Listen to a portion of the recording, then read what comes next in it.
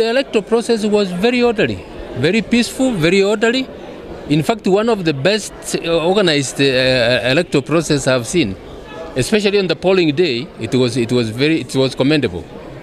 And and in our report, we have mentioned that. In the final report, we are going to mention that the organization was super. And we have seen some elections in some places which are chaotic. The rowdy, noisy, even to the polling stations on the polling day. That was not here at all.